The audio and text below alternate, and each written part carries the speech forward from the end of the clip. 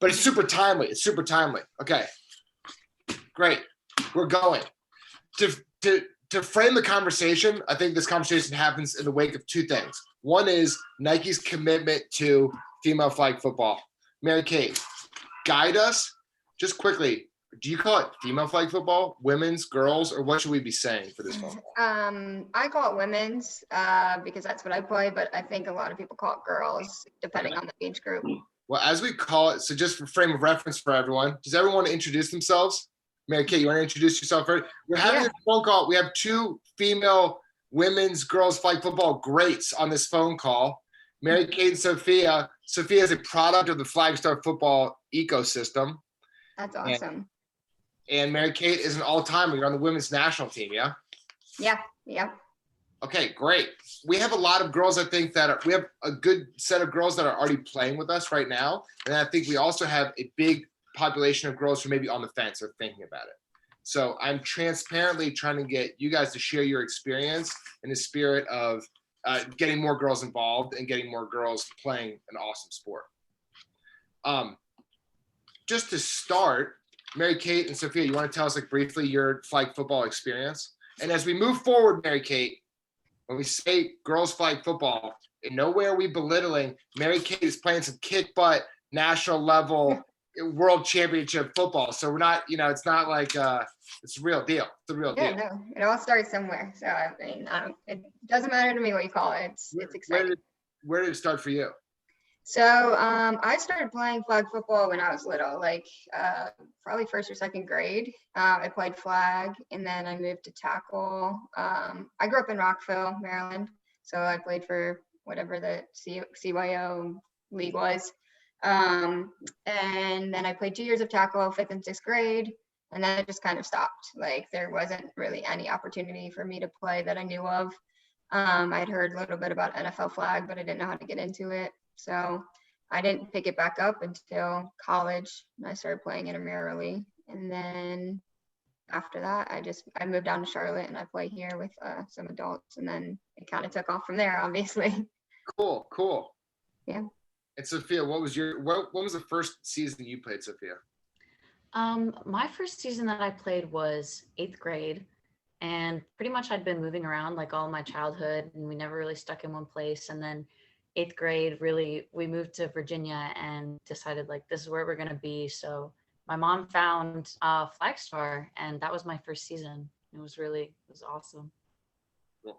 And Mary Kate, Sofia is the poster child for getting more girls involved because she's played in the league. She's also at least a one-time league championship, right, Sofia? How many championships have you won? 2. Okay. I think it was the first season and then the last. And then Sofia is also a staff member for us. She's a referee. In the summertime, she's helping a camp counselor, so she's all over the place leading the charge. That's awesome. I love to see it. Mary Kate, we have a couple questions for you, a couple team-specific questions, and then I also have a couple questions for both of you just about, kind of half as a recruiting effort, but also just to kind of pick your brains as we think about building out a real footprint and a home for girls in the league. Mary Kate, the first question we had for you was, as you are on the women's national team, who do you most model your game after? So that's a hard question to answer because the difference of flag football and NFL tackle is, it's still football, but the game is run so differently. It's such different techniques and thoughts behind the way that you run your play. So there isn't someone that I emulate, but if you were to compare me to someone, my teammates always joke that I'm like Cole Beasley from the Bills because he's a short slot receiver and I'm a short slot receiver. He's only 5'8" and I'm only 5'3", so I'm pretty small for most of my teams. So okay, cool. Cole Beasley, that's a cool guy to be this year. Yeah. He's very What other? So then you played flag football, and then you played tackle when you're younger, and then were you playing other sports in high school, or what other sports did you play? Yeah, I kind of grew up playing pretty much everything. So I was the jack of all trades, master of none, where I played golf, softball, basketball. I played a year of ice hockey, played a year of lacrosse. I did it all. But never really found the one sport that I loved. I think golf was actually my most successful. But I did everything until I found like flag football was the sport. It just wasn't really an opportunity. Cool. And then Sophia, kind of same question to you, or where did flag fit into your other athletic undertakings? Well, pretty much just like you, Mary Kate, I had done like a bunch of variety of sports, like when I was younger, basketball, soccer.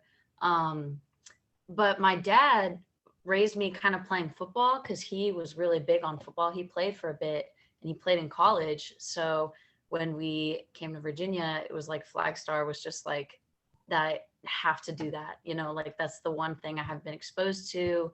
That's the one thing that's like kind of like unique to like the US. That was really awesome, where my mom and I just jumped on it. We were like, I have to be a part of this. This is going to be a great experience. We already know. And then this is the general kind of question that we're curious about is, what do you guys think about, it sounds like both of your youth experiences were in a co-ed environment. And I think as much as we want to have equal participation in everything, Sophia, it was the girls were the minority on your team, right? Or I have to imagine, Mary Kate, in your tackle football league, that you were the minority as well, I think that is super intimidating for a lot of girls that when they're thinking about starting the league. So I guess the first question would be, what would you say to someone, what would you say to a girl who's worried about signing up because she might be one of only a couple girls, maybe the only girl on her team? You can go ahead if you want, Sophia. Well, pretty much my experience at Flagstar, I mean, my entire life, like growing up, it was just like football with my dad, right? Like that's how we had like talked about it. We would just pass around. It wasn't any big deal. And then joining Flagstar and it just being like football, not like boys football, girls football. It was refreshing. It was nice to just like, like be the same and everyone be on the same playing field rather than like having to put a label and separate it out based on like, like gender and all that. So it was nice. Okay, cool. Yeah, I completely agree with you that it's flag football, so there's no like difference in gender, right? And like if you play lacrosse, there's different rules. If you play ice hockey, there's different rules for men and women. So I think it's really cool that gender doesn't necessarily apply to flag football. Like I still play co-ed and it's still all the same rules. So I think for little girls that are thinking about getting into it, especially now, it's a huge, huge opportunity. I think I sent you guys a link. Now, flag football is actually a college sport in the NAIA. So there's huge opportunity for these girls that are growing up to actually go to college and play it and get scholarships and like maybe be on the USA team one day. It's really growing. So I definitely don't think people should stay out of it because they don't think there's future. There now is. Yeah. We just think a lot about, because, well, I see so many values to being like a co-ed thing, or like you said, Sophia, not even being co-ed, it's just flag football, right? Mm-hmm. But then when I do look at it through a gender lens, I'm like, specifically you, Sophia, just not to embarrass you, but it's like, you're out there and you're a leader on your team. You're also making plays on your team. And I feel like it's so important and refreshing for boys, even like young men, high school age kids, to see girls in that light as well, right? And I think that was a super powerful thing. But I do worry about, like, Mary Kate, what if someone's like sees you and they're inspired by you and they're like, I want to really dig in on this. Do you think that's where, like, if you're advising me or, us as Flagstar, should we start trying to roll out all girls teams, or do you think keep it like it is? I think it depends on like your level of interest, right? If you have enough girls to make it that you can make a separate girls league, I think you can still keep it both, right? Because most people my age actually still play co-ed and women's, and it's a lot of fun to play with guys. It makes a whole different game. But if you have the interest of enough girls to make it like a women or girls league, I 100% would, because it makes it more, I guess, the level of play a little bit more similar, if that makes sense. Go ahead. Oh, sorry about that. No, one thing that I found like in my first season was that it was harder for the dads on the sideline to accept that I was playing than it was for my actual teammates. Mm-hmm. So like the people on the like the boys on the opposing team and the boys on my team would be like, yeah, like just treat me like I was just another player. But the dads would like make comments and like all that kind of stuff. So I think that to like normalize like the co-ed, it has to like start somewhere. And that's where I think like co-ed teams are really beneficial, where it starts with like the younger age, because people are really impressionable at the younger age. And I think that was a very like significant part of my experience. Yeah. Cool. Yeah, I totally see that. Just having seen that, Sophia, I totally like resonate with that. And it's kind of an interesting question. Hey, Mary Kate, I have one little other just question about your national team playing. Because you guys, the World Championship is in September, October? It's in October in Spain. Okay. I just had this idea of professionals or just like top tier one being like Rob Gronkowski and Tom Brady and just throwing like 100 routes a day and having everything their timing obsessively complete, you know? Does it hurt you guys to be spread out? Or like how much will you practice beforehand and then how much does that affect the team unity timing? Yeah, it definitely doesn't help because like the quarterback for the team is in Texas and there are a lot of girls from Texas that are on the team, which it's nice for them because they can build chemistry. But like before this past like one of the past few months, I've played with the quarterback of the USA team. That was my first time ever playing with her. So the chemistry is just unfortunately not there yet. So to not have that going into Spain it's going to be crucial that we get it. So we're working now to find time together, whether it's a local tournament or possibly going overseas to play as a team. But we do have like weekly or monthly Zoom calls to try to get to know each other. But that's something that other countries do have on us, is a lot of them play together regularly and they've been playing since they were little. And a lot of people don't know that, but like Mexico and Panama are huge into flag football. And they have girls that start playing when they're little and they grow up playing and that is their sport. So it's definitely a deficit for us, but I think we'll figure it out. Yeah. It is interesting how that's structured. It's almost like we should start locally just making a super hyper national team. And that's how it used to be. Yeah, it used to be very much so like it was girls that knew each other and they made a team and they went and played.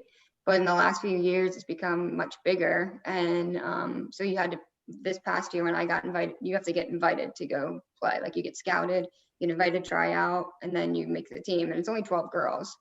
I think in the upcoming years, they're going to have like you go somewhere to try out and they scout you and put you on a team together. So it's growing every year of how they pick their 12. Did you have a pretty good sense that you were going to get picked for the team, or you obviously like hopeful about it, or how did you feel about it? I was hopeful. I knew I did pretty well at tryouts, but I knew that a lot of other people had, played with those girls before. It came down to chemistry for me. The reason that maybe I wouldn't make it, just because no one knew who I was. So that was a little nerve-wracking, but I was hopeful that my game kind of showed that I was worthy of playing. Cool. That's really exciting. Yeah, I'm pumped. What Jake was talking about earlier today was like, kind of bemoaning for the pipeline of girls flag football as women's flag football players was that kind of the absence of the vacuum of, role models. And so I think here are two sterling examples of role models, like, Sofia on the fields day to day and out of programs, and Mary Kate. I mean, we'll also like link to, I'm sure you have highlights somewhere, huh? Yeah, I guess. We'll like link to your highlights and also track how it goes in October, But I guess I'll definitely keep you guys updated. As we keep kind of encouraging that next gen of players to come in, you have the mic. Anything you'd like to say to someone thinking about playing or, that's on the fence, what would you tell them, Sophia? I mean, even if you're not going to go into like the professional levels and continue, for your professional life, it was an amazing way to make friends, like the guys on my team, I still talk to, from 8th grade, the quarterback and I, we're still like, close, we still talk. So it was just an amazing experience. It was nice. Cool. Mary Kate, words of wisdom. I would say you have the same thing. Like, don't let the boys intimidate you or the dads intimidate you. Go play. If you want to play, go play. Like, enjoy the sport. It's an amazing sport. It's so much fun. And if you want to have a future in it, you can. If you just want to play for fun, and go have fun. Cool. Hey, thanks guys. We'll probably cut it from there, but this is awesome and hopefully gets people going. Thanks for having me. Mary Kate, will you send us, where are your highlights at? Where are your highlights? Don't